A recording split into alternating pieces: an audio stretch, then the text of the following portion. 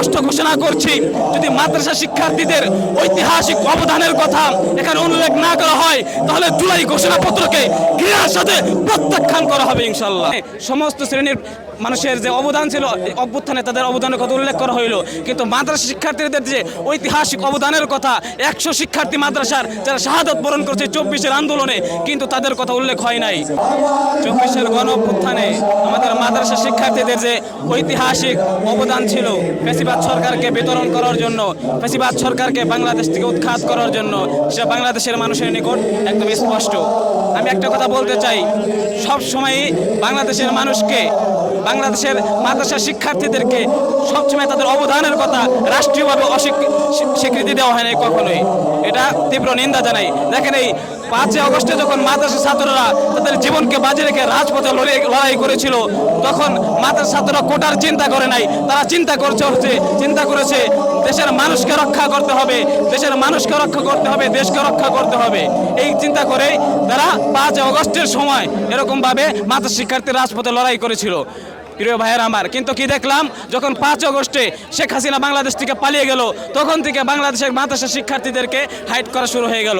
যখন 25 সালে নতুন শিক্ষাবর্ষে নতুন পাঠ্যপুস্তক আসলো, সেখানে সমস্ত শ্রেণীর মানুষের যে অবদান ছিল অভ্যুত্থানে, তাদের অবদানের কথা উল্লেখ করা হইল, কিন্তু মাদ্রাসা শিক্ষার্থীদের যে ঐতিহাসিক অবদানের কথা, 100 শিক্ষার্থী মাদ্রাসার যারা শাহাদাত বরণ করছে 24-এর আন্দোলনে, কিন্তু তাদের কথা উল্লেখ হয় নাই।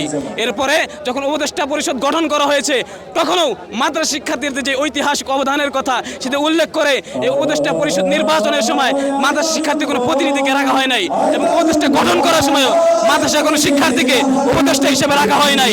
সর্বশেষ আজকে 5 আগস্টের যে ঐতিহাসিক প্রক্লেমেশন দিবস, এখানেও হয়তো আমরা ধারণা করছি মাদ্রাসা শিক্ষার্থীদের ঐতিহাসিক অবদানের কথা উল্লেখ করা হবে না।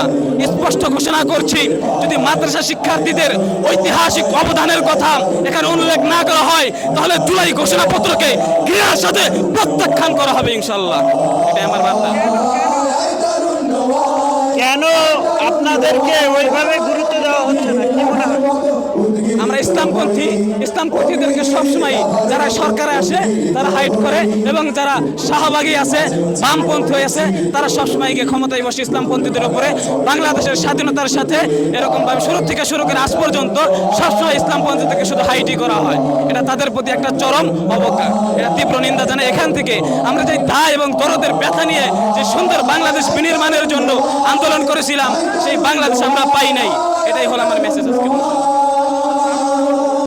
আমি গুলি আঘাত কানে উপরে গেছে, আমি পুলিশের গুলি আঘাত পাইছি, এখানে 2টা আঙ্গুল কানে ব্যথা পাইছি।